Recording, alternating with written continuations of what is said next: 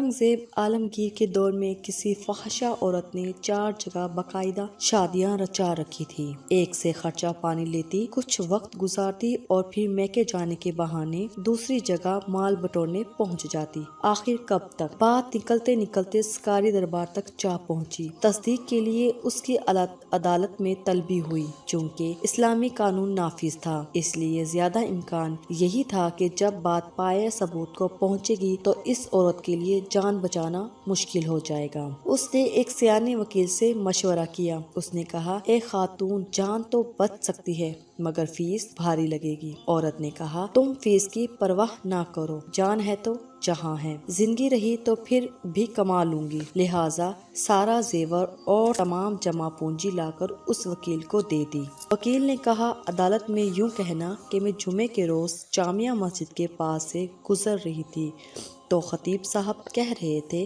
कि इस्लाम में 4 शादियों की इजाजत है। चलते चलते मैं बस इतनी बात ही सुन सकी थी। तब मैंने इस्लाम के इस हुक्म पर अमल का इरादा कर लिया और फिर अमल कर डाला। मुझे ये नहीं मालूम था कि ये हुक्म सिर्फ मर्दों के लिए था, औरतों के लिए नहीं। अजीज दोस्तों, पता नहीं उस अदालत ने इस मुकदमे का फैसला क्या सुनाया होगा, मगर चलते चलते आधी बात सुनकर अधूरे इस्लाम पर अमल करने का रवाज अब रोज बरोज बढ़ता जा रहा है। बड़े शहरों में सहरी और अफ्तारी की तफसीलात पर मबनी बैनर देखकर यही अंदाजा होता है कि रमजानुल मुबारक में असल चेहरा रोजा नहीं बल्कि सहरी और अफ्तारी है। इधर सहरी का वक्त होता है तो लोग भेड़ों की तरह सहरी करने चल पड़ते हैं और उधर अफ्तारी का वक्त होता है बेसब्रों की तरह उधर खाने पीने पर टूट पड़ते हैं। लेकिन सहरी और अफ्तारी के दरमियान क्या करना चाहिए और क्या नहीं करना चाहिए, ये बात अब अपनी अहमियत खो चुकी है। लोग रोजा रख के सारा दिन झूठ बोलते हैं,